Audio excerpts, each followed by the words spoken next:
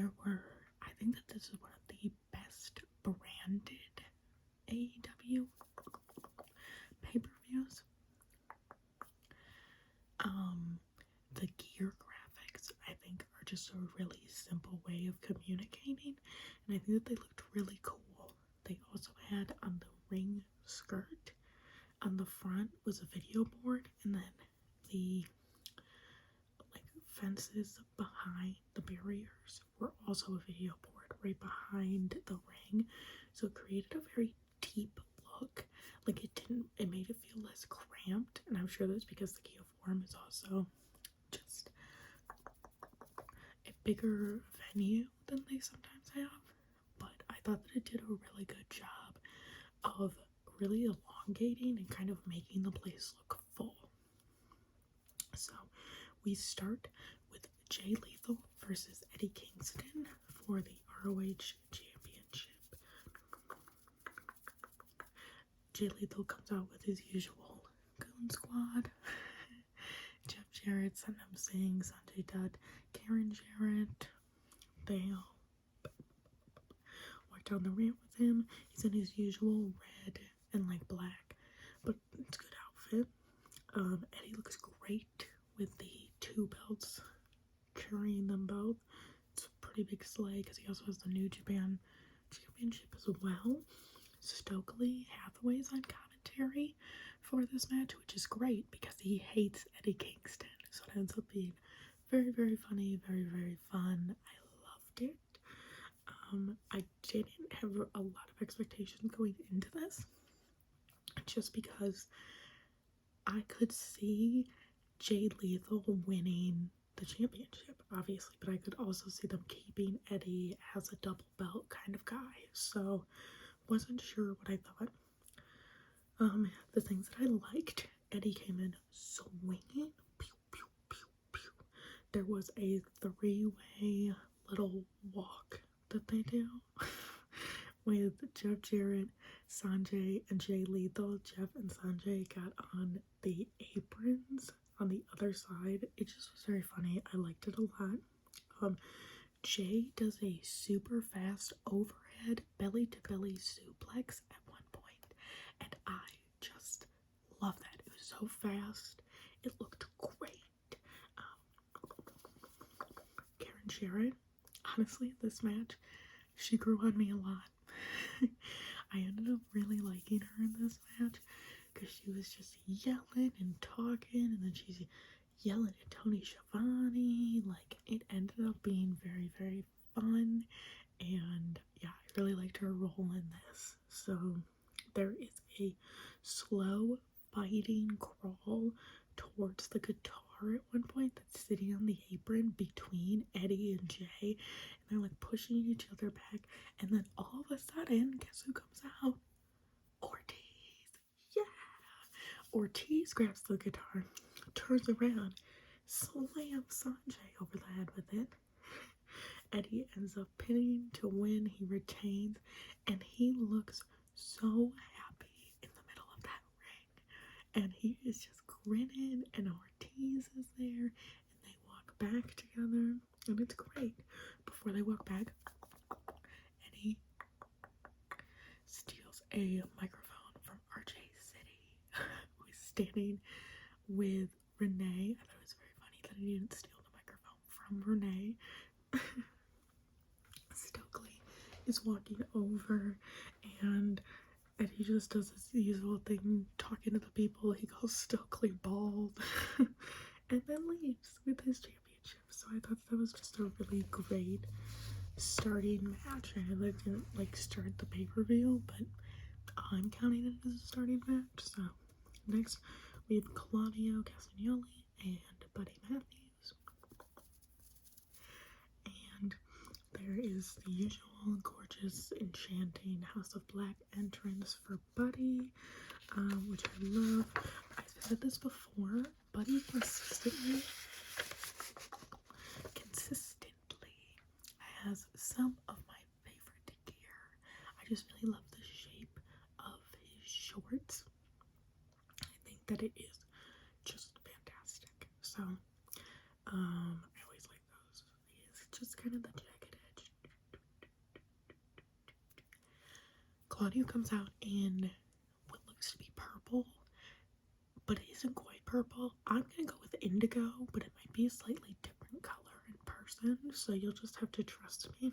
Indigo and white tights, and it just is such a nice contrast because I expected him to come out in red and then he didn't, and I really like that. I feel like you don't see as much of that specific indigo color in wrestling. It's usually like red, green, or blue.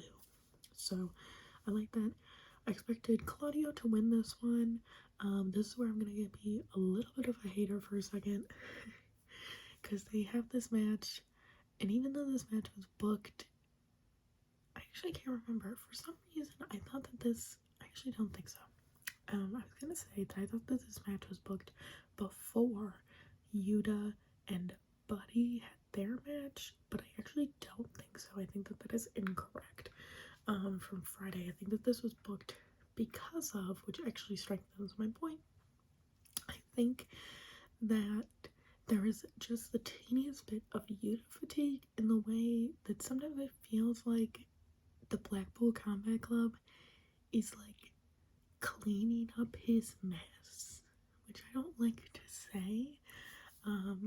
It just feels like they aren't quite with all the people, you know, if that makes sense. Like, it always just feels like, oh, I'm gonna fight because you beat Yuta. But, like, it's okay that Yuta gets beat. And I know that, like, the House of Black and the BCC have, like, a feud kind of happening, but I don't know. It's just not quite clicking for me because I can't really remember why they're fighting, you know? So this one had that kind of, oh, Yuta got beat, so Claudio has to come help him out. But things I liked. I like them running on the outside at one point towards each other and colliding, and Buddy does like a flying kick off the stairs, like he uses it as a bouncing, like a jump pad. Thought that was sick. Whenever people are running full speed, I just like that. I learned what it was called. The one where they jump off the top rope onto the shoulders of the other person with their knees hitting their shoulders. It's called a meteora, and I really, really like that move. I think it's very cool whenever that happens. So I loved that one, and I think that was the only one that we got to see tonight. So, Buddy sells a lariat from Claudio with a full 360-degree turn, which I also love. It won't be the last time that we see that because Swerve does it, I believe, one or two other people. So Claudio ends up winning, and then what would I change in this match? At the end, Claudio goes and gives the handshake to Buddy, and then Buddy doesn't do it and just walks backstage. That's stupid. Why would you shake his hand?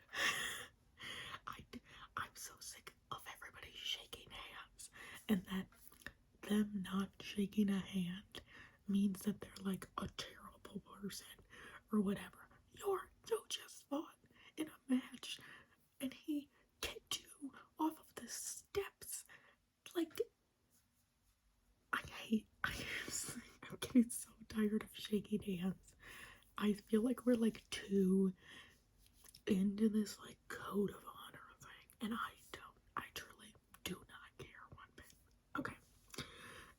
So next we have the Guns versus MJF and Samoa Joe for the ROH tag titles.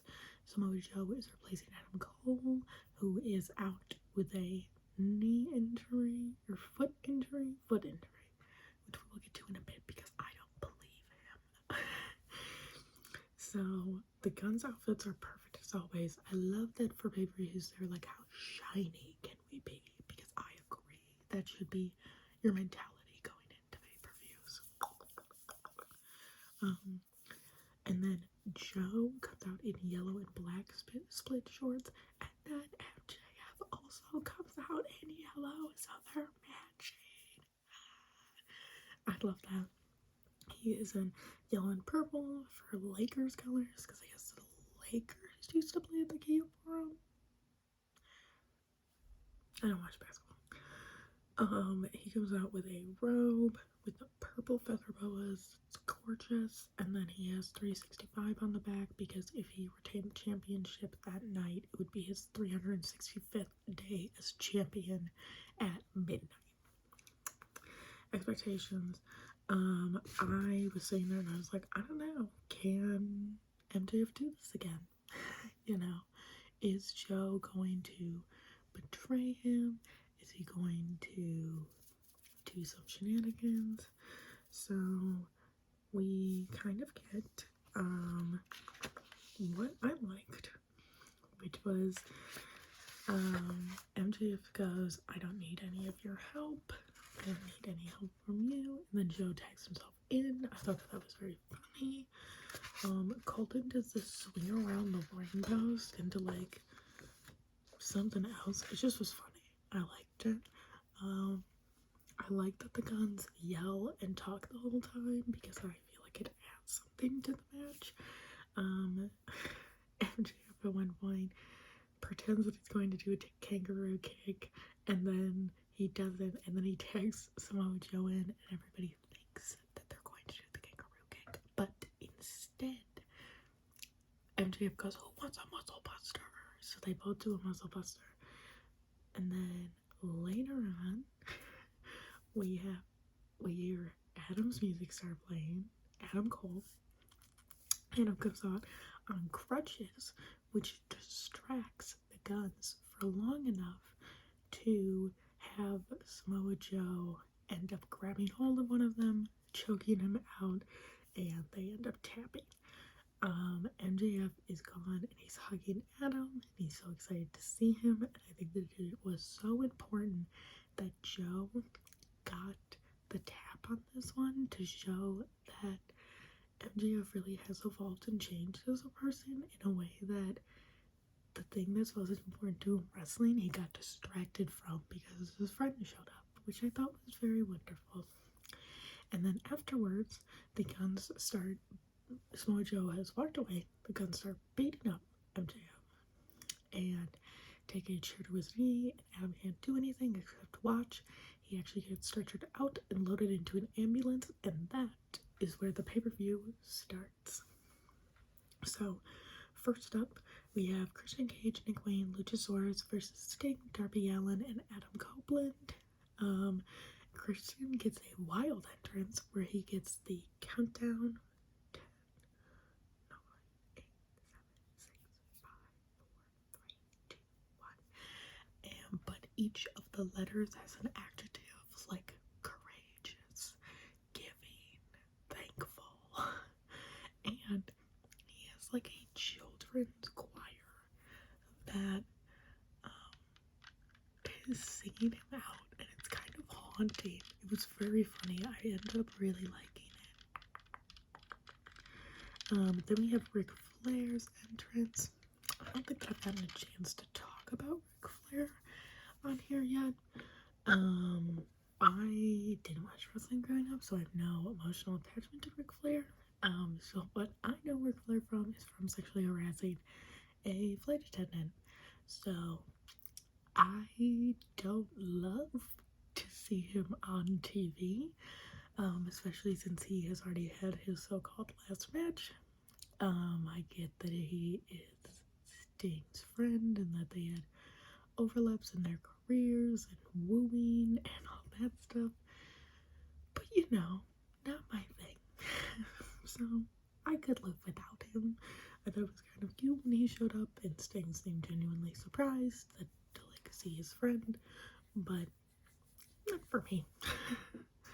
Then they start with an all lights go out, of course, for Sting, Darby, and Adam Copeland's entrance. And then we get like a pew pew with the bats, and then one last bat, creating a three-way bat touch, which I thought was very, very funny. And then they come out in matching black and white jackets, like Adam Copeland, like leather long trenches, and matching face paint. I love this. I had so much fun. I also feel like we keep missing Adam's entrance.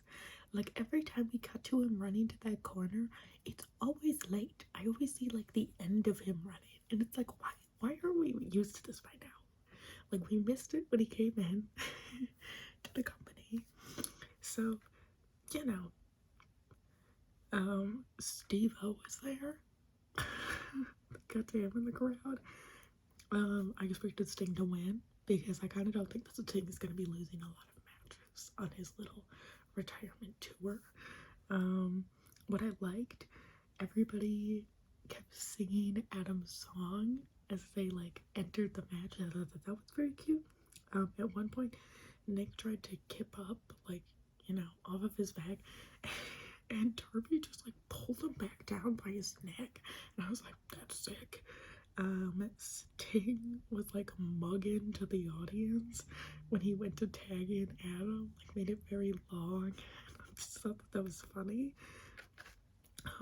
At one point, Darby gets thrown out and into the announce table. Don't throw it, just into it. And Adam like immediately goes and checks on him, which I thought was really, really nice. I really like that. At one point on commentary, Tony Schiavone says that Darby is going to go climb Mount Everest tomorrow.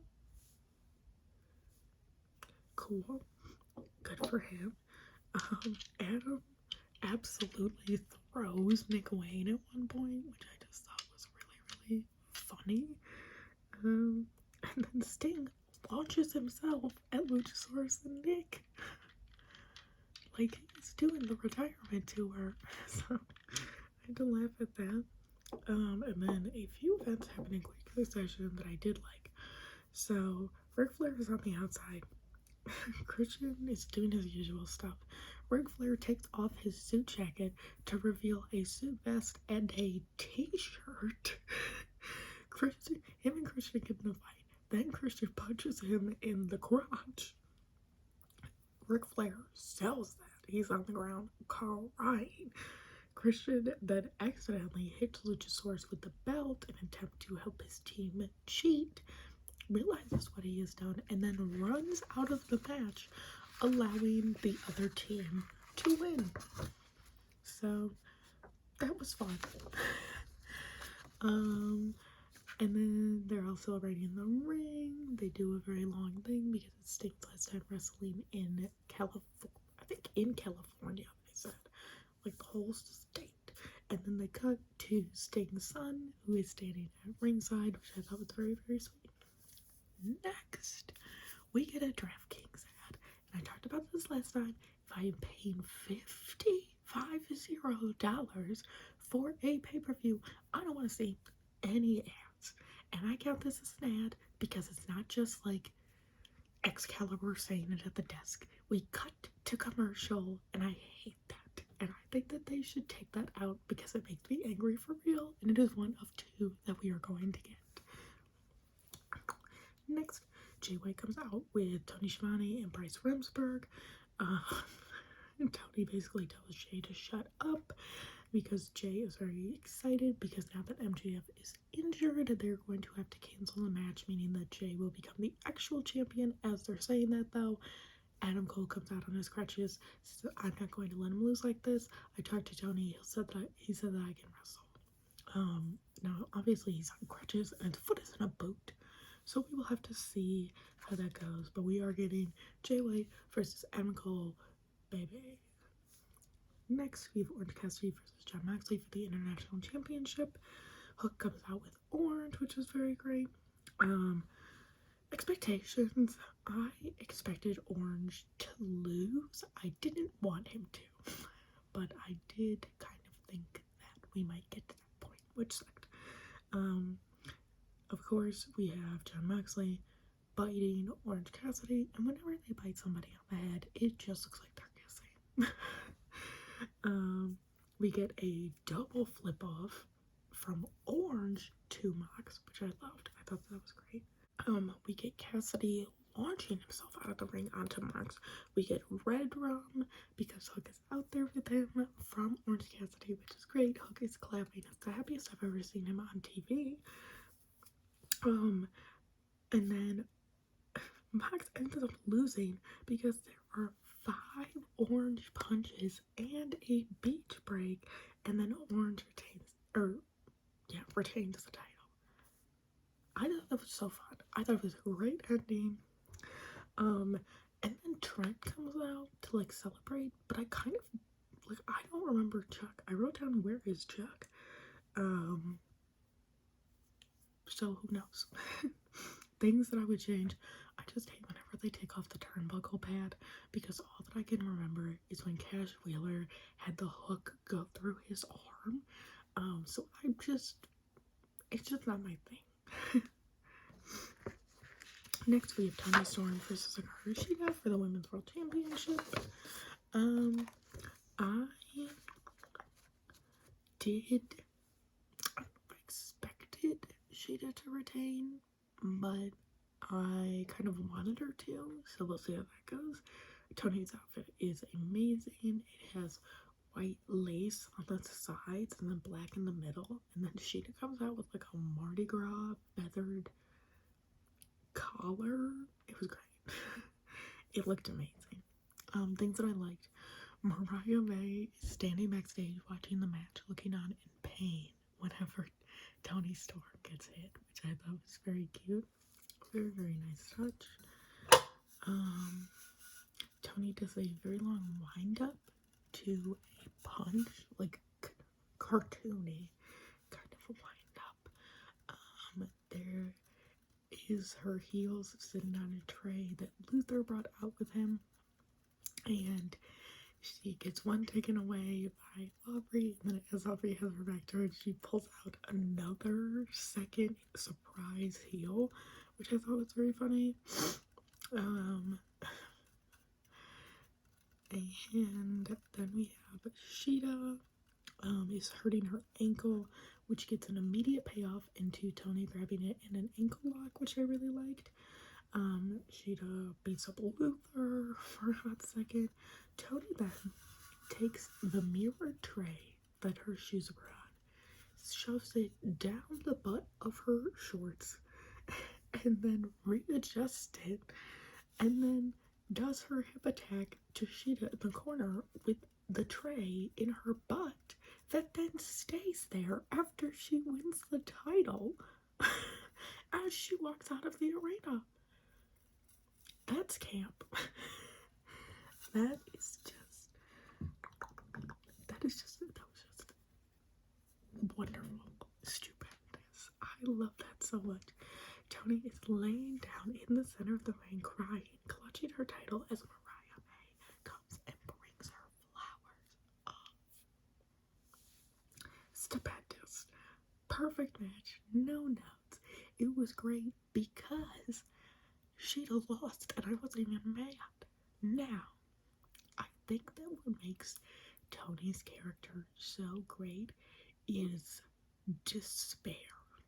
And I think that might be something that maybe Tony Khan doesn't understand about like female characters specifically, where like women do really well in like motivations where they seem crazy or like have been driven to madness, and I don't know if people get that same level of being driven to madness as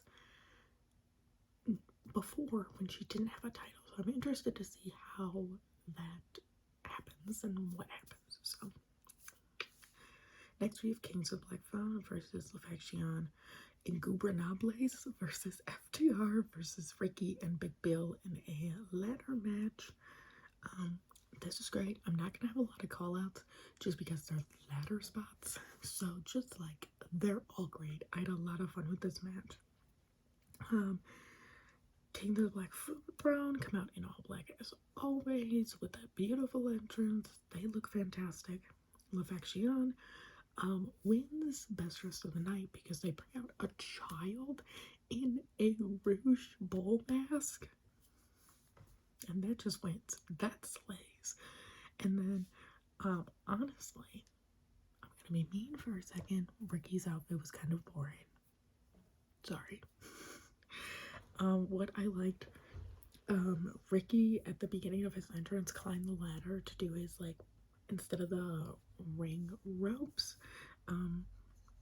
Dax and Rouge are climbing different sides of the same ladder, and then, like, realize when they get up there, like, oh my gosh, there's somebody else climbing the ladder. It just was very Scooby-Doo, and I like that.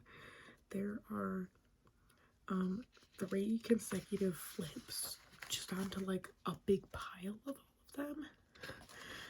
Somebody in the crowd yells, "Big Bill, why are you so big?" at one point, which I just thought was funny. There was a ladder sandwich at one point where they rammed ladders into a person in the middle.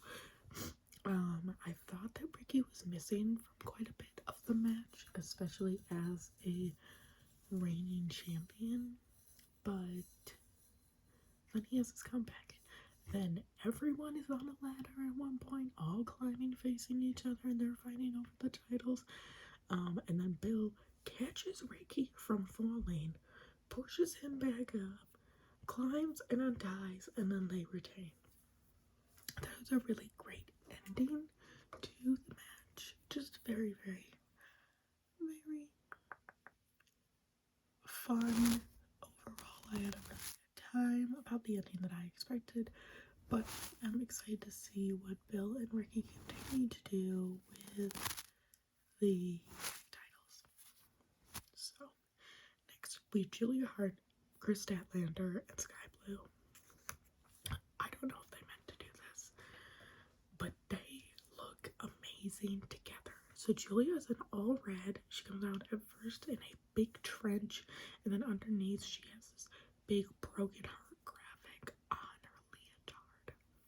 Sky Blue comes out in new attire with a high-low tulle skirt and a blue flower crown.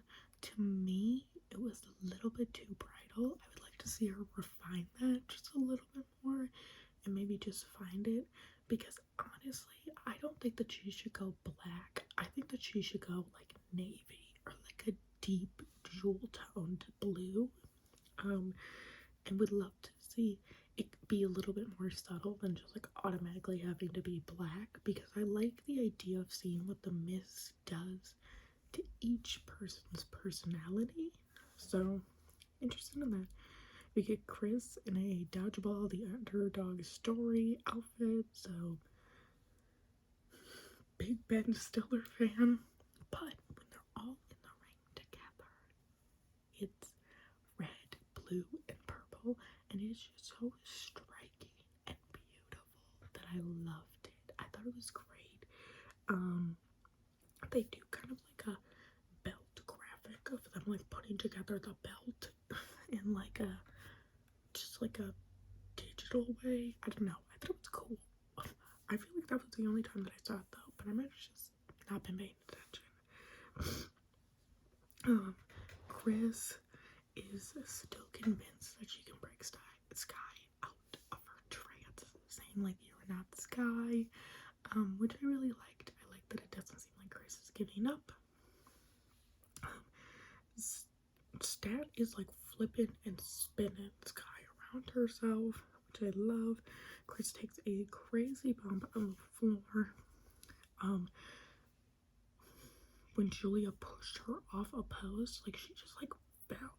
And I was like, Julia does a moonsault press. Wow. I gasped when Sky did her.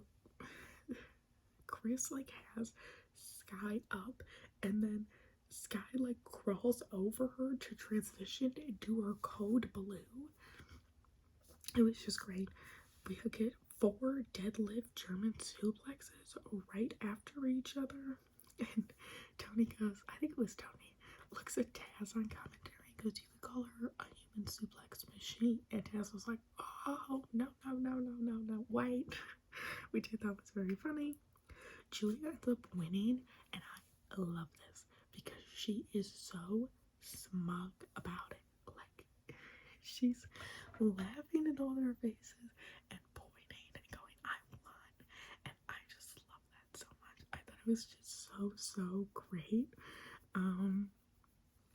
And again, you could tell this was a good match because I wasn't mad that Statlander lost the title, and I loved that Julia was able to celebrate and still add another dimension to her character of this big kind of gloater, which I really liked.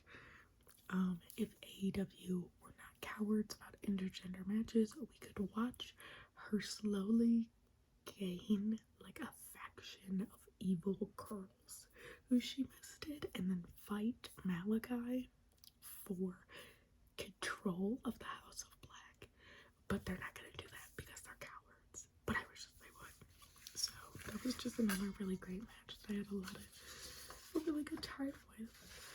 I do wish that like maybe the house came out or something, just even like on the top of the ramp, just to like give her a hug. This is when we get our second draft kick ad. Next we have the Blockbuster contract signing. It is Will Ospreay, which I think had the perfect amount of hype around it because they only started building the hype like a couple of days before.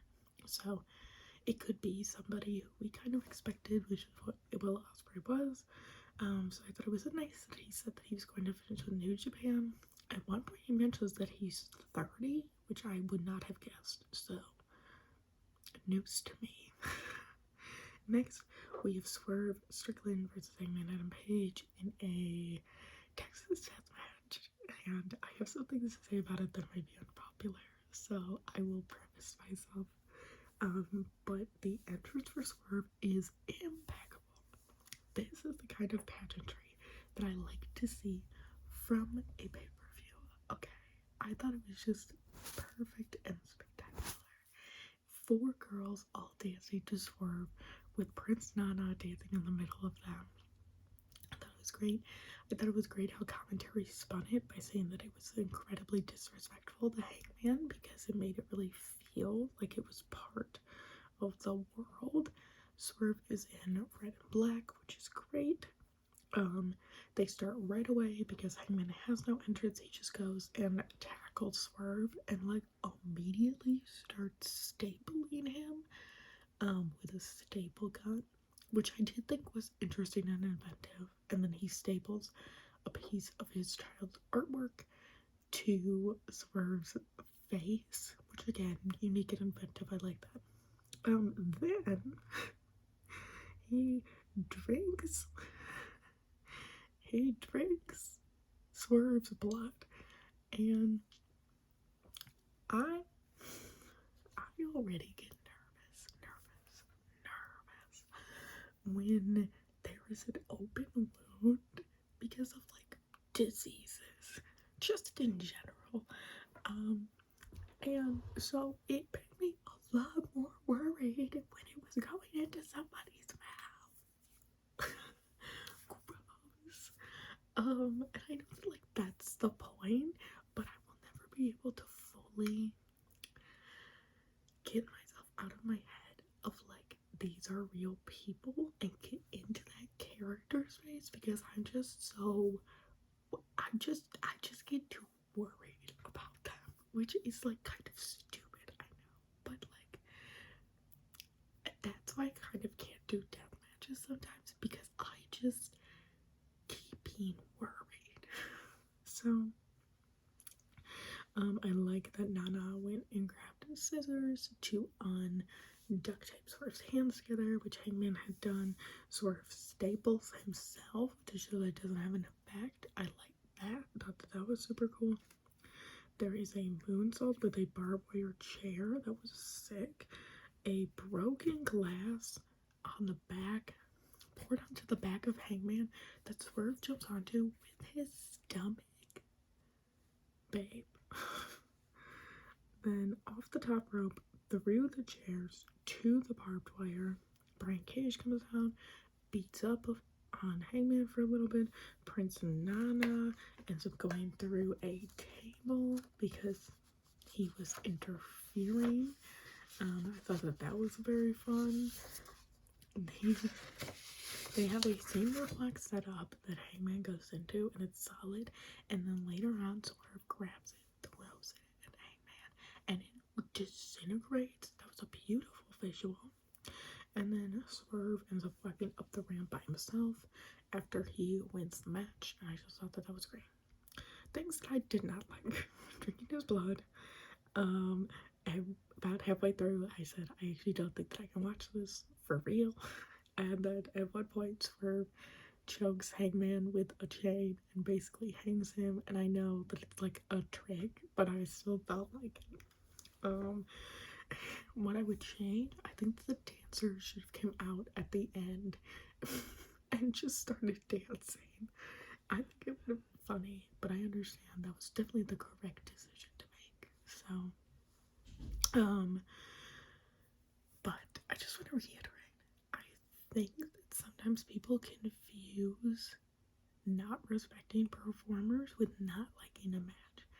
I fully respect and appreciate what they did, what Swerve and Hangman did, and Brian and Prince Nana for that matter, in the name of entertainment and to entertain an audience.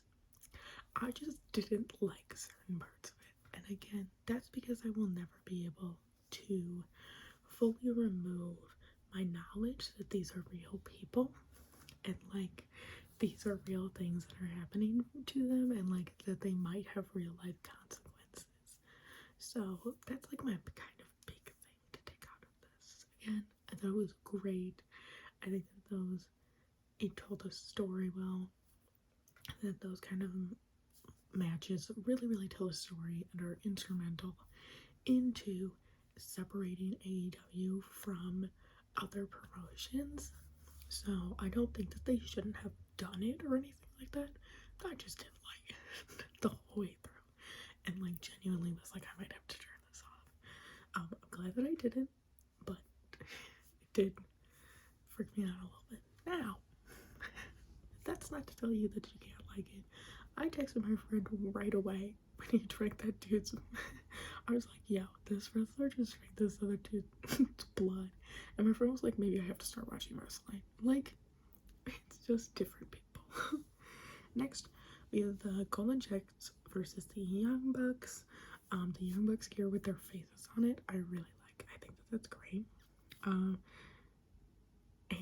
for expectations, I am going to be a hater for a second.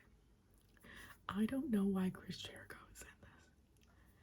Because Kota Ibushi's all elite. And I assume that maybe he's like moving or like finishing up time in New Japan or whatever.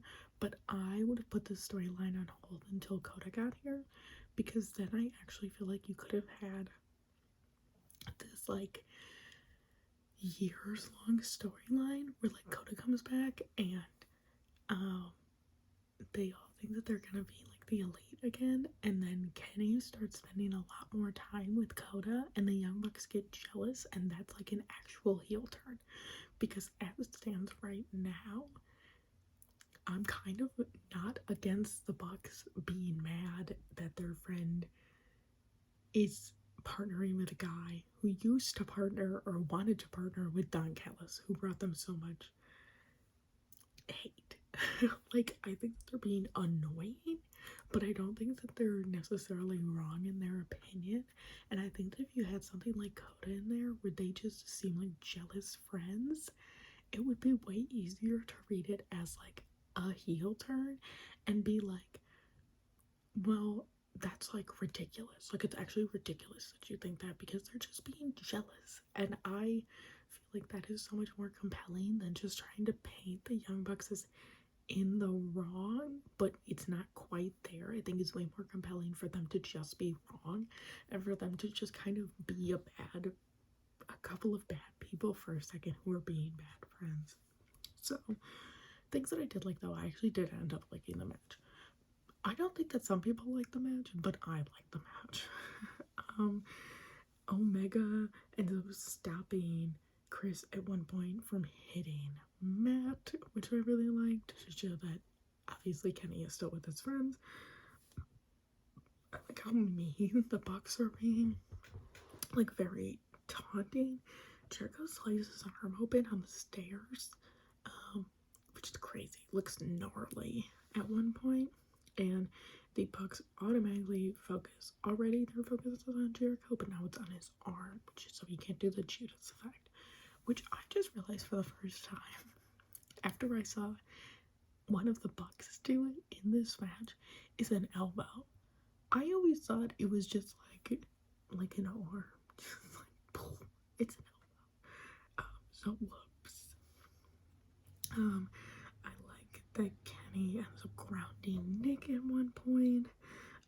That Jericho tried to put the walls on for Nick to tap and just simply can't hold it because of his arm. The BTE trigger while Kenny struggles to get to Chris, I thought was really great. Kenny pretending like he's going to hit the Bucks with the V trigger and then ends up switching, and pretending like he's going to hit Jericho and then ends up switching to the Bucks. Jericho intercepting Nick mid-air and kneeing him. I thought was very fun. And Kenny and Chris end up winning. So I thought it ended up being a really good match. Afterwards, the Bucks throw a big tantrum. And again, I think at the end, Don Callis, who's been on commentary the whole time, goes, see what Kenny causes everywhere he goes. And wouldn't that just be so much better if Coda was there? And there was like this much longer history. So, whatever. That's what I would have done differently. And then we have Jay Wright versus Adam Cole. Okay, so now I'm going to talk about this. I think that the devil is Adam Cole, and I think that he's faking his foot injury. And so I thought that that was going to pay off here, and that he was going to lose it. But he crutches down the ramp in his street clothes without a tan. It was great. I loved it. I thought it was unbelievably funny. But he's still doing all the musical cues. Like he hops up on the ring skirt and goes like, boom. But he's sitting down because he's on crutches. And then Jay finally has a jacket that matches his red pants. He has a red leather jacket because when he came out before, he was in like a black and white bomber jacket and his t-shirt. I get that it was supposed to be like, oh, he's still getting ready for the match, but I hated it. I was like, that it doesn't match. It looks terrible. Jay at one point starts walking down the ramp with a limp, which I thought was very funny. And then, because wrestling is the stupidest sport in the world, you hear a siren. They come backstage. MJF is driving the ambulance. He saw the ambulance. And he's driving it back to the arena. He's in the arena. Every ref and exec backstage is trying to stop him from coming out. And he's hobbling down that ramp and he's gonna do it. So he ends up tagging in. Says that he's gonna do it. So we once again have MJF versus Jay White.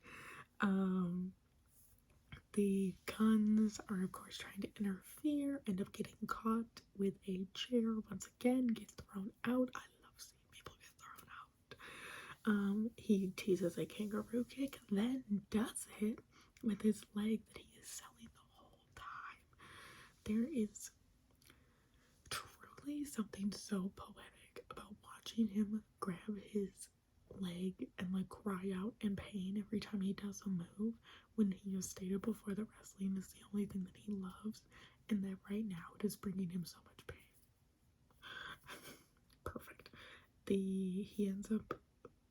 Max ends up throwing Jay White onto the announce desk, which just collapses immediately. And instead of like focusing on that, he just continues to climb to the top of the ring post and then jumps onto Jay. But now the only thing to break his fall is Jay, because he's sitting in a pile of broken wood. So it's not even like they're gonna. So he fell the whole way to the ground, which is crazy. If his leg wasn't messed up, it might be now. MJF is like upside down pulling Jay off the rope, which I thought was great. MJF does a cutter off of the ring. That was crazy. That was so cool. And that was great. Then, MJF is trying to get to the ropes. And Adam Cole pulls out the t-shirt that MJF had thrown at him that he was wearing earlier, like a towel.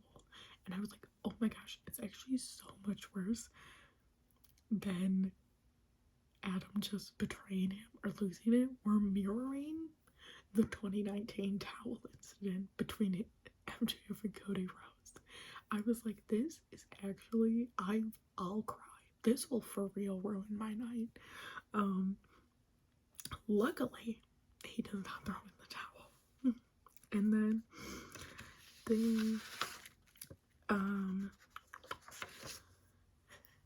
Adam Cole was trying to like help Max cheat, and so he does the belt, and then Jay gets a hold of the belt instead, and all that Adam Cole can do is watch as he hits MJF with it, and you're like, oh my gosh, he screwed him out of the title, and you're like, maybe that's his plan. But then he kicks out, so it's fine. And then they have this whole sequence with the ring where he puts it there for Max, and then Jay gets to it first, and then Jay hits it with it, and then he like kicks out, and then he gets the ring and hits Jay with it, and then he ends up pinning to win. And I thought it was very cute that it seems like Adam's like too good of a person to cheat, because I still don't believe him. But he ends up pinning to win, and they celebrate together. There are lots of forehead touches and I love yous between the two of them. Overall, I heard a lot of people say that like the finish was overbooked and like it made Jay look weak, and I actually thought that the most impressive part of this match was that Jay doesn't look weak. Like, I actually thought it was so impressive that they had a one-legged man match, and the guy who lost with 2 legs didn't look like he was phoning it in. Like, it still looked like a fight. And again, I thought that the part of Adam trying to help Max cheat and failing was like really good storytelling and not like an overbooked finish. Like, to be fair, the whole thing is overbooked. He got his leg he got his knee busted, got taken to the hospital in a stretcher, then stole the ambulance and drove back. So like, if you're gonna call the finish overbooked, just call the whole thing ridiculous, you know? Like, it just feels rude. So anyway, I really like the show. It was a really welcome difference from the last one that I just did in October. I can't remember what that one was. Wrestledream. Because that one I felt like was missing some of the pomp and circumstance and the storylines that I expect from a pay-per-view, and this one delivered so wonderfully. So I hope that this video brought you some rest.